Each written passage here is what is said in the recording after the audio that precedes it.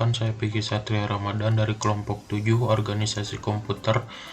Selain saya, di kelompok 7 ada Lutfi Prasetya Budiandi dan juga Rizky Ismail Sidik. Di sini saya akan menjelaskan tentang how game hardware puts you in the action. Jadi saya membagi 4 poin di PPT kali ini. Yang pertama ada pengertian game, kedua ada komponen hardware untuk menyokong game, yang ketiga ada pengalaman pengguna ketika memakai komputer dengan spesifikasi tinggi, dan yang keempat ada pertimbangan spek untuk harga dan spesifikasinya. Jadi pengertian game secara dasar yaitu game adalah suatu jenis aktivitas hiburan yang sering dimainkan oleh pengguna untuk mencapai sebuah kemenangan. Game sendiri biasanya dimainkan di konsol seperti PlayStation, Xbox, Nintendo Switch, atau bisa di device lain seperti smartphone dan juga PC. Jenis-jenis game terbagi menjadi beberapa jenis.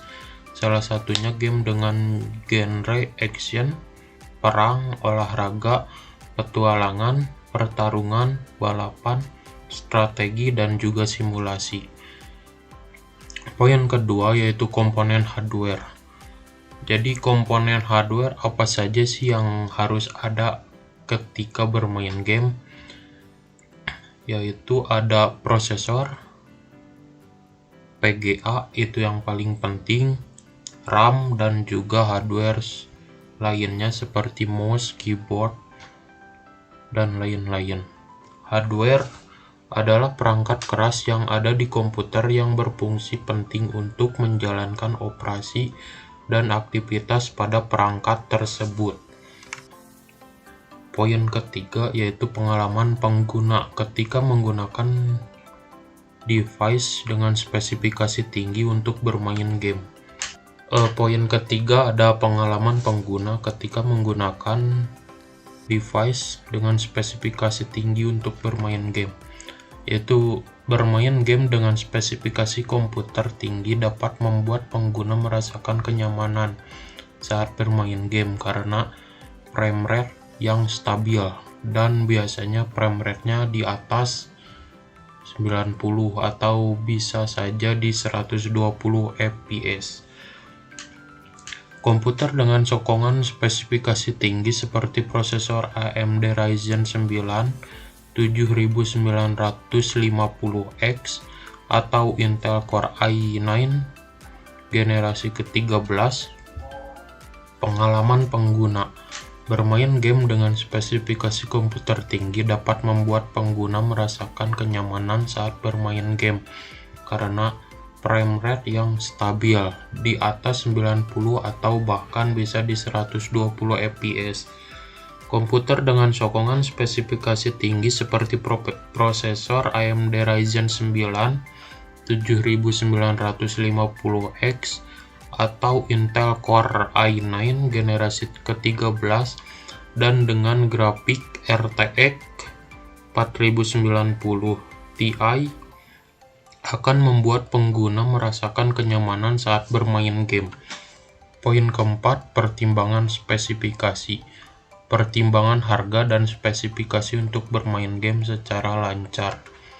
Pertimbangan spek dan juga harga untuk bermain game di high frame rate akan merogoh kocek kurang lebih puluhan juta rupiah dengan spesifikasi singkat menggunakan prosesor Intel Core i9 generasi ke-13 dengan sokongan PGA RTX 4090 Ti, atau ada juga dengan spek komputer untuk bermain game dengan frame rate normal akan merogoh kocek kurang lebih 10 juta rupiah dengan spesifikasi singkat menggunakan AMD Ryzen 7 5800X dengan PGA RTX 3050.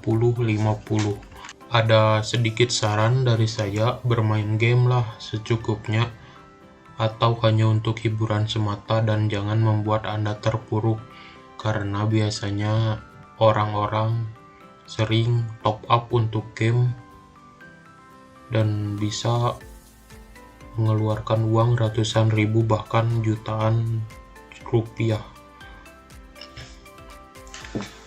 Mungkin presentasi dari saya sekian dan akan dilanjutkan oleh teman-teman saya. Silahkan. Assalamualaikum warahmatullahi wabarakatuh. Saya Prasetya Budiani. Di sini saya akan menjelaskan tentang how to create 3D game di chapter 23. Jadi cara membuat game, cara game menciptakan dunia 3D melakukan beberapa proses kunci, termasuk pemodelan, rendering, dan animasi, komposisi adegan, dan perangkat lunak pengembangan game. Nah, di sini berikut ini ada beberapa rincian untuk bagaimana menciptakan dunia game 3D. Nah, yang pertama di sini ada pemodelan. Nah, pemodelan 3D.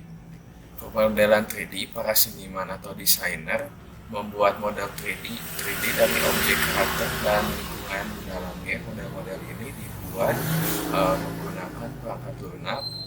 Pemodelan 3D khusus di mana seniman atau pembuat game itu menentukan bentuk, tekstur, dan penampilan objek. Terus selanjutnya juga ada rigging dan animasi. Rigging jadi untuk karakter dan objek tertentu gitu. Nah, dilakukan proses rigging. Rigging ini melibatkan pembuatan struktur rangka tulang dan melampirkannya ke model 3D gitu. Rangka ini memungkinkan animasi dengan menentukan bagaimana model itu harus bergerak. Nah, jadi animator itu membuat urutan gerakan untuk karakter dan objek. Nah, selanjutnya di sini ada komposisi adegan. Nah, komposisi adegan. Jadi desainer game itu menggunakan alat desain level untuk menyusun model 3D dalam lingkungan permainan. Nah, proses ini juga melibatkan penempatan objek, karakter, dan medan untuk membuat dunia game secara keseluruhan. Nah, yang selanjutnya dan terakhir itu ada ini perangkat lunak pengembangan game. Nah, ini tuh seperangkat alat dan program yang digunakan para pengembang game gitu untuk membuat, merancang, dan mengimplementasikan permainan komputer. Nah, jadi perangkat lunaknya ini itu dia ada Unreal Engine, kayak Unity, terus ada Havok, dan masih banyak lainnya gitu. Nah, jadi segitu aja presentasi dari saya, Lutfi Prasetya Budiani. Mohon maaf jika ada kesalahan dalam pembuatan PPT dan ucapan saya. Wassalamualaikum warahmatullahi wabarakatuh. Assalamualaikum warahmatullahi wabarakatuh. Perkenalkan, nama saya Rizky Ismail Sidik. Di sini saya akan menjelaskan tentang fungsi prosesor pada chapter 14 di buku William Stalling. Nah, register itu apa sih register itu? Register itu ya adalah unit penyimpanan kecil yang digunakan untuk menyimpan data sementara. Biasanya berukuran 8, 16, 32, dan 64 bit. Nah, yang kedua yaitu ALU. ALU itu adalah unit aritmatika dan logika yang melakukan operasi aritmatika dan logika pada data. Nah, operasi aritmatika yang dapat dilakukan oleh ALU itu meliputi penjumlahan, pengurangan, perkalian, dan pembagian. Adapun operasi logika yang dapat dilakukan oleh ALU, yaitu AND, OR, NOT, dan SHOR. Lalu yang ketiga yaitu CU, Control Unit. Nah, unit kontrol itu yang bertanggung jawab untuk mengontrol operasi CPU, dan control unit menerima sinyal kontrol dari luar CPU, seperti dari perangkat input-output atau perangkat peripheral lainnya.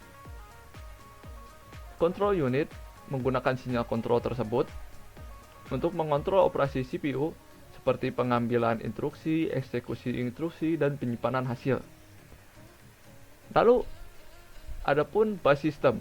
Nah, bus system itu adalah jalur komunikasi yang menghubungkan CPU dengan komponen lain dalam sistem komputer, seperti memori, perangkat input-output, dan perangkat peripheral lainnya. Bus system itu terdiri dari 3 macam.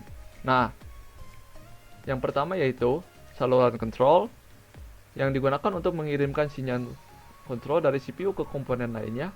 Sinyal kontrol ini digunakan untuk mengontrol operasi komponen lain seperti memori, perangkat, input-output, dan perangkat peripheral.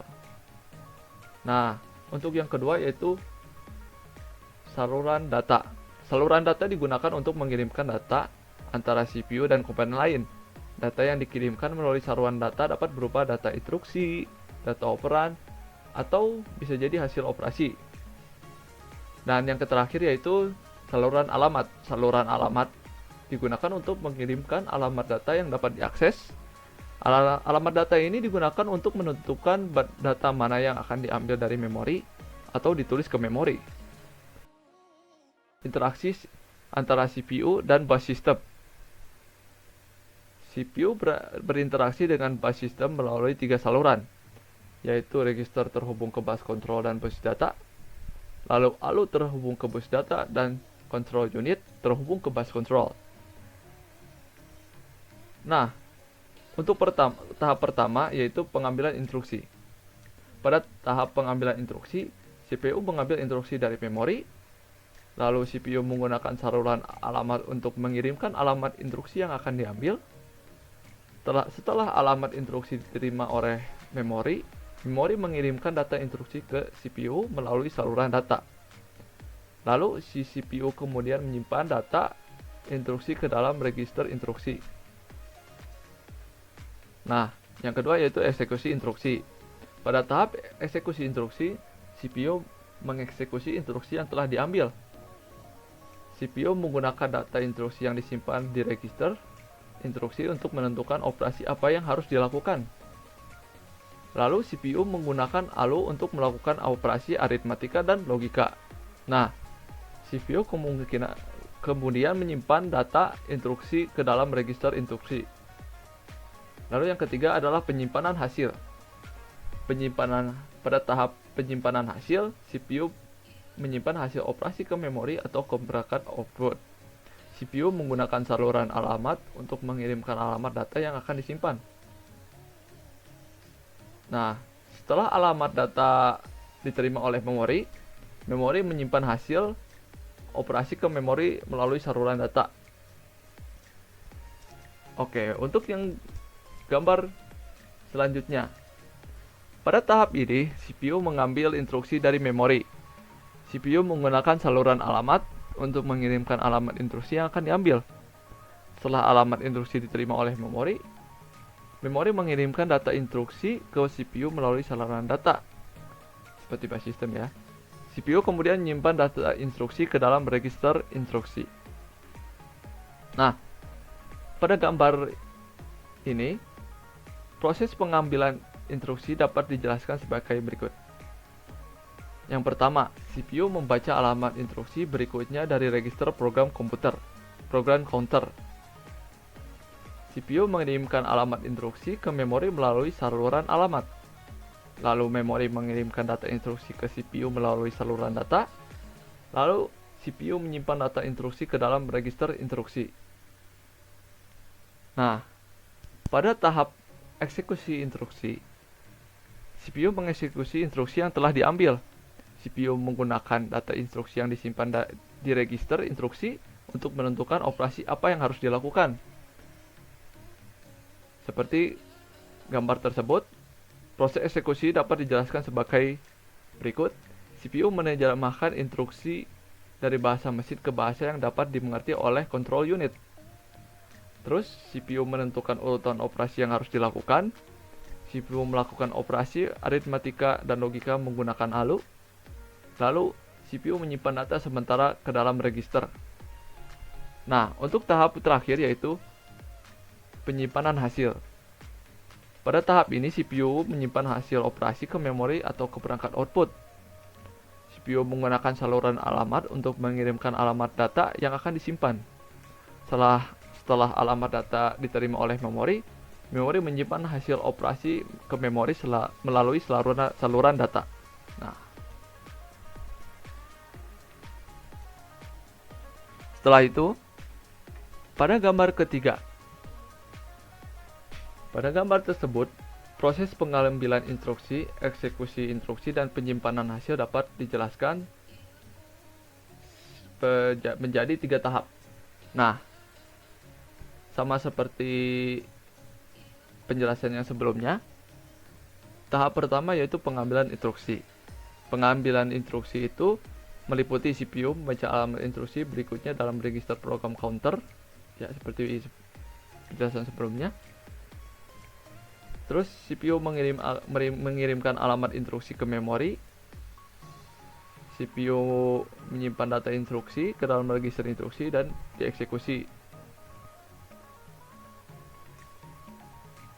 Nah, pada gambar tersebut ada komponen tambahan. Ya, bisa disebutkan register status, yaitu register penyimpan informasi tentang status CPU seperti apakah ada kesalahan atau tidak. Yang kedua yaitu register program counter. Register program counter menyimpan alamat instruksi berikutnya yang akan dieksekusi. Nah, kedua komponen itu penting untuk memahami cara kerja CPU. Gambar ini menunjukkan siklus fetch pada CPU. Nah, siklus fetch adalah siklus pertama dalam siklus instruksi, yaitu yang merupakan siklus di mana CPU mengambil instruksi dari memori dan menyimpan dalam register instruksi. Nah, proses siklus fetch dapat dibagi menjadi beberapa langkah. Yang pertama yaitu program counter, yaitu disingkat PC, yang menyimpan alamat memori dari instruksi berikutnya yang akan dieksekusi. Terus tahap selanjutnya yaitu memory address register, yang disingkat MAR, menyimpan alamat memori dari instruksi yang akan diambil. Lalu selanjutnya yaitu control unit, yang mengirimkan sinyal ke memori untuk mengambil instruksi pada alamat yang disimpan di MAR. Terus selanjutnya yaitu data bus, yang mengirimkan data instruksi dari memori ke CPU. Dan yang terakhir yaitu instruction register, disingkat IR, menyimpan data instruksi yang diambil dari memori. Nah, dengan demikian siklus fetch dapat disimpulkan seperti PC menyimpan alamat memori dari instruksi berikutnya yang akan dieksekusi, MAR diisi dengan nilai PC. 3 yaitu control unit mengirimkan sinyal ke memori, mengambil instruksi pada alamat yang disimpan di MAR. Terus yang keempat, databus mengirimkan data instruksi dari memori ke CPU. Lalu IR yang menyimpan data instruksi yang diambil dari memori. Nah, untuk gambar yang kelima atau gambar selanjutnya yaitu pipeline instruksi CPU 6 tahap. Nah, pada gambar ini tahapannya itu yaitu pertama fetch instruction, yang dimana tahap ini CPU mengambil instruksi dari memori. Yang kedua yaitu decode instruction. Pada tahap ini CPU menerjemahkan instruksi ke dalam bahasa mesin yang dapat dipahami oleh CPU. Terus yang ketiga yaitu calculate operand. Nah, pada tahap ini CPU menghitung operan-operan yang diperlukan untuk mengeksekusi instruksi. Yang keempat yaitu fetch operand. Nah, di mana CPU mengambil operan-operan dari memori. Lalu yang kelima, execute instruction. Pada tahap ini CPU mengeksekusi instruksi. Lalu yang terakhir yaitu write operand, yang dimana CPU menyimpan hasil eksekusi instruksi ke memori. Nah, pada setiap tahap itu, CPU dapat memproses instruksi yang berbeda. Misalnya pada tahap 1, CPU dapat mengambil instruksi pertama dari memori, sedangkan pada tahap kedua, CPU dapat menerjemahkan instruksi kedua. Dengan cara ini, CPU dapat memproses beberapa instruksi secara bersamaan, sehingga meningkatkan kinerjanya. Nah, berikut contohnya. Misalkan ada 3 instruksi berikut. Nah, jika CPU tidak menggunakan pipeline, maka ketiga instruksi tersebut akan dieksekusi secara berurutan. Nah, seperti gambar ini. Waktu yang dibutuhkan untuk mengeksekusi ketiga instruksi tersebut adalah 18 siklus CPU. Jika CPU menggunakan pipeline, maka ketiga instruksi tersebut dapat dieksekusi secara bersamaan. Seperti gambar ini. Nah, waktu yang dibutuhkan untuk mengeksekusi ketiga instruksi tersebut adalah 12 siklus CPU. Dengan menggunakan pipeline, CPU dapat meningkatkan kinerjanya sebesar 60%. Namun perlu diingat bahwa pipeline tidak selalu dapat meningkatkan kinerja CPU. Ada beberapa hal yang dapat menghambat kinerja pipeline. Nah, yaitu hazard adalah kondisi di mana instruksi berikutnya tidak dapat diproses karena hasil eksekusi instruksi sebelumnya belum diketahui. Lalu yang kedua yaitu branch, yang dimana instruksi yang mengubah urutan eksekusi instruksi. Branch dapat menghambat kinerja pipeline karena instruksi berikutnya harus ditunda sampai CPU mengetahui apakah branch akan dieksekusi atau tidak. Nah, untuk mengatasi masalah ini, CPU menggunakan teknik-teknik khusus seperti hazard detection atau bisa juga branch prediction.